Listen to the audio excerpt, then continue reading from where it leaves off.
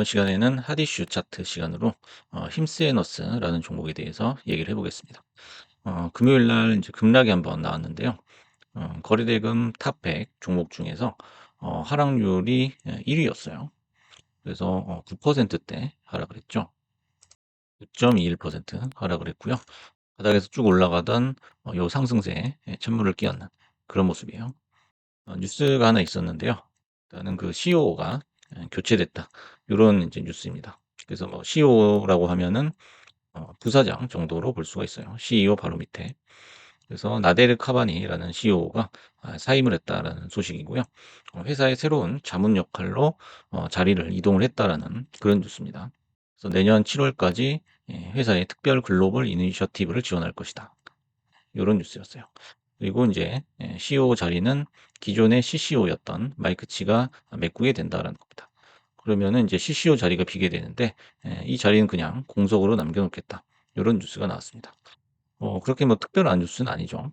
참고로 인제 CCO라고 하면은 마케팅, 세일즈, 제조 개발, 고객 서비스 전략을 총괄하는 그런 자리라고 합니다. 그래서 이제 뉴스를 요약을 해 보면 부사장이 자문으로 이동을 했다는 거죠. 그다음에 CCO 자리를 공석으로 남겨 놓겠다라는 뉴스예요. 근데 요 뉴스만으로 인제 주가가 9%까지 하락할 그런 이유가 되냐라는 거죠. 그래서 이제 공시에서는 마이크 치에 대해서 CEO를 맡기에 적합한 인물로 평가를 했다라고 합니다. 그래서 투자자들이 최고 경영진이 일관성과 장기적인 안목을 유지하는 것을 선호하는데 그렇지 못한 모습을 보였다라고 해서 주가가 떨어진 게 아니냐. 요렇게 인제 뭐 추측이 나오고 있는데 뭐 요런 부분은 뭐 9% 중에 한 1% 정도 될까요? 나머지 8% 정도는 요런 뉴스가 영향을 주지는 못했다고 생각이 들어요.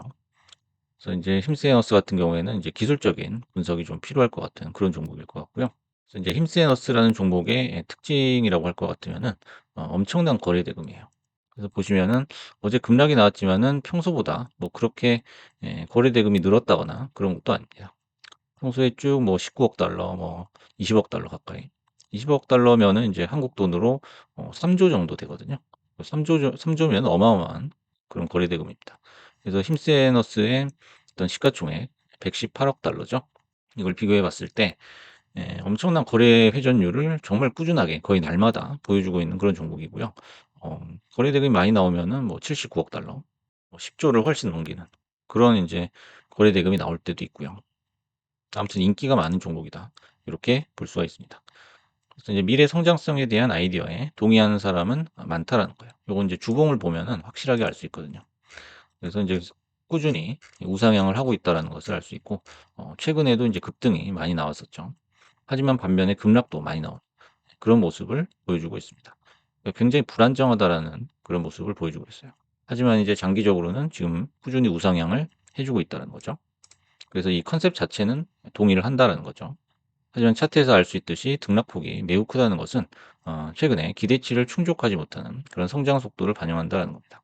그래서 상승 중에도 그냥 일관되게 쭉 올라가는 것이 아니고 자꾸 이제 의심을 하거나 회의감을 느껴가지고 던지는 사람이 많다라는 거예요.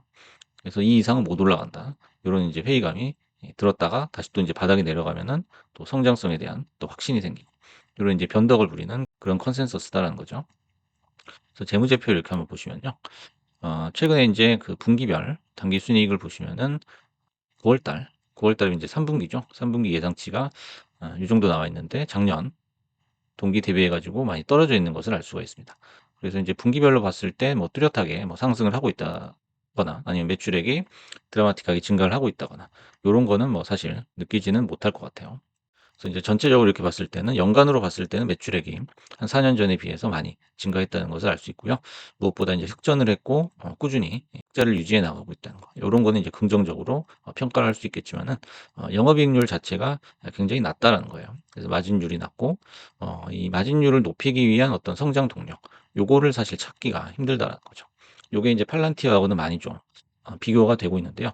팔란티어 같은 경우에도 흑전 초기에는 영업이익률이 굉장히 낮았죠. 하지만은 해를 거듭할수록 분기를 거듭할수록 이것이 굉장히 크게 늘어났다는 것을 알 수가 있어요. 이 영업이익률, 순이익률이 엄청나게 폭증을 했기 때문에 주가 상승을 이끌어낼 수가 있었다는 거죠. 그리고 인제 팔란티어 차트하고 힘세너스 차트를 비교해 보면 그 등락 폭이죠. 그 변동성 면에서 굉장한 차이를 보이고 있다는 것을 알 수가 있습니다. 세 번째는 이제 영업이익률이 낮고 비만약 관련 불확실한 이슈가 늘 존재한다라는 거예요. 그래서 이게 언제 터질지 모른다는 거죠. 언제 무슨 뉴스가 나와 가지고 또 급락을 시킬지 모른다는 거죠. 그래서 좀만 올라치면은 이제 바로 던져버리는 그런 컨센서스가 지금 형성이 되고 있다라는 게 지금까지 모습입니다. 차트를 한번 보시면요.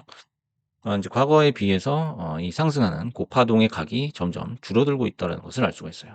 그전에는 단기간에 엄청나게 높은 어 폭으로 빠른 속도로 이렇게 치고 올라가는 그런 걸 보여줬지만 최근에 들어서는 이제 개파락을 몇 번씩 이렇게 맞더니 그 폭이 굉장히 줄어들었다는 거죠. 바닥에서 올라오는 폭이 줄어들었다.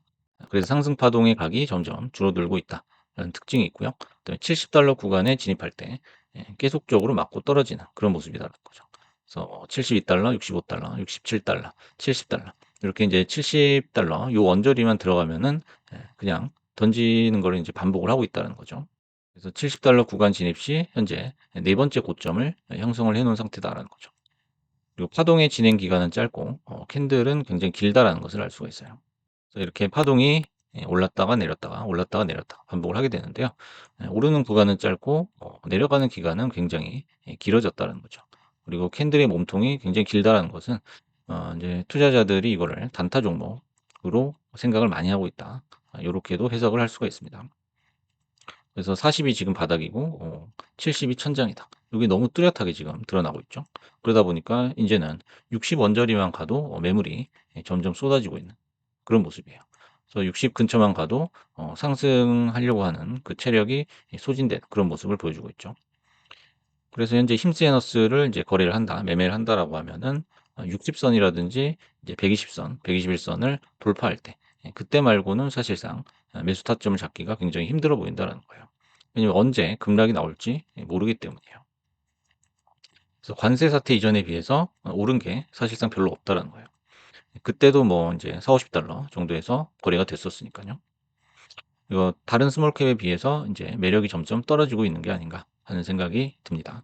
그래서 거래 대금만 많지 뭔가 좀 폭발적인 수익을 내줄 수 있는 그런 종목의 순위에서 점점 밀리고 있다라는 느낌을 받습니다. 그리고 인제 성장 비전 관련 뉴스가 현저히 감소를 하고 있다라는 것을 느낄 수가 있어요. 그래서 과거에 비해서 뉴스 자체가 막 굉장히 좀 빈도가 떨어졌고요. 좋은 뉴스도 찾아보기가 힘들다라는 거죠. 또 세 번째는 장투용이 아닌 매매용으로도 사실상 리스크가 있다는 거예요. 그래서 이제 장투를 하기에는 너무나 급등락이 심하기 때문에 불안해서 좀 버티기가 힘들죠. 성장 속도도 점점 떨어지고 있는 느낌이고요. 그래서 인제 허구한 날 예고 없이 급락 음봉이 떨어지는 고런 모습을 볼 수가 있기 때문에 이거를 길게 들고 가기에는 뭔가 리스크가 보인다라는 겁니다.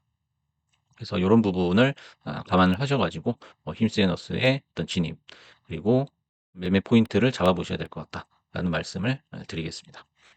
그래서 오늘은 핫 이슈 차트 시간으로 금요일 날 급락이 나왔던 힘세너스에 대해서 얘기를 해 봤습니다. 감사합니다.